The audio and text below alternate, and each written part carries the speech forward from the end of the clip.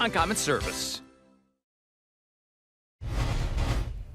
Well, it's time to talk pets. UW Veterinarian Sandi Sawchuk is here to take your calls at 270-9933. Hi, Sandi. Hi. Well, your buddy isn't with us today, I know. Dozer. Yeah, well, they all good dogs have to go at some point. And 2 weeks ago, he passed away, very acutely. And because this is National Pet Cancer Awareness Month, I just thought I'd bring it up. He had an actual heart-based tumor, which was inoperable.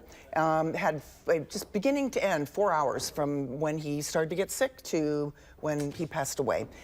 The things I wanted to bring up is the fact that getting an autopsy done, really important, because that's going to help with closure, and it's going to, give me and I'm just like a regular owner. It's like, what did I miss? But this way, I was able to get answers. And not all cancers go that way. I mean, we see so many dogs that have a wonderful quality of life with all the new things that the cancer treatments have to offer. Things like radiation therapy, different chemotherapies and vaccines and so on. We can have dogs and cats live much, much longer and happier and comfortable lives. Well, thank you for sharing him with us. I'm going to miss him at my, too. my leg here. Yeah, he he loved you. rub up against He me. really did. It's because you always wore dark pants. That's why. Yeah. All right, let's go to the phones. We'll start with Kathy in Middleton. Hi, Kathy. Kathy, you there? Kathy.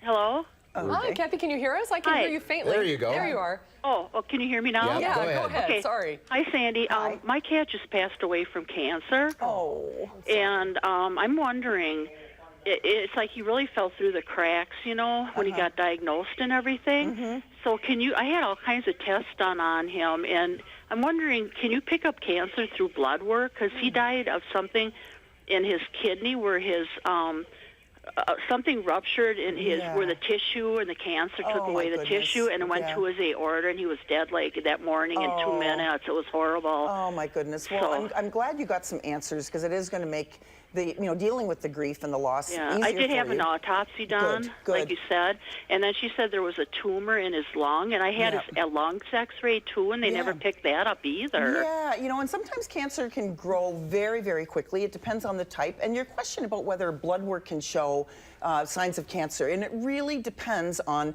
the type of cancer. If it's affecting a specific organ, you may see some changes in those values for that organ, like the liver or the kidney. There are some cancers that are involving the blood, like feline leukemia and multiple myeloma and different things like that may have certain markers that can be picked up. But this just goes to show you that annual, or in older pets, even semi-annual physical exams, getting lab work done, getting baseline stuff done is going to really help. So when they do get sick, you have things you can compare it to. Absolutely. That's important. All right, let's go to Tammy in Reedsburg. Hi, Tammy. What's your question? Hi. I have a question. One of our cats insists on trying to eat the artificial Christmas tree. They love trees, yeah. And I wondered, is there anything we could spray on it, because it, of course, makes her sick. And I just wondered if there was a spray. Yeah, you can try things like bitter apple and so on that they sell at pet stores that have that real nasty taste. There's a product that I use actually on pets that you could put on the tree. It's a gel called Yuck that really tastes bad as well. But what I would be recommending is making sure that you maybe make the tree be the thing that the cat doesn't even want to go near. They make things like scat mats. There's the double stick tape stuff that's called sticky paws that can go around the base of the tree. So there's a number of things like that you can try, but even something like upside down mouse traps. I know that sounds odd, but you put them upside down, even underneath the Christmas tree skirt. The cat goes to walk over, and these things snap and fly up, and away they go. Won't do that again. I know, yeah. Randy in Janesville, go ahead. Hi, Sandy. I was just wondering, my dog has been itching really bad and all over, and then he bites at his tail. We tried a flea collar and some lotions, but nothing seems to work. Do you have any ideas? Yeah, I mean, there's so many things that can cause itching, and I think that the best thing you can do is take him to your veterinarian to make sure that, because flea collars really don't work very well for fleas. So you may still have an issue with fleas, but there may be a skin infection, it could be allergies, it could be other parasites like mites and so on. So I think going in and getting that skin looked at, what it's involved. Yeah, allergies, it's a long road. It is, but I think it's something that we need to make that dog more comfortable. Yeah, my dog Esty was just miserable. And he's much better now. Good. Lots of drugs and stuff. All right, we're going to take a quick break and have time for One more call or two, so stay where you are. Back to calls for Sandi Sawchuk, and Colleen in McFarland is on the line. Hi, Colleen. What's your question?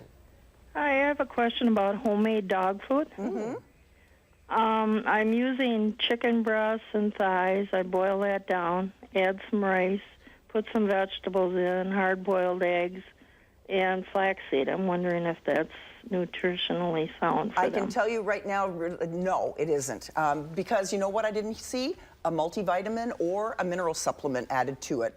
What I would be recommending is if you do want to make your own homemade diet, with many people being nervous because of the increased surveillance of pet foods, we see lots and lots of recalls going on.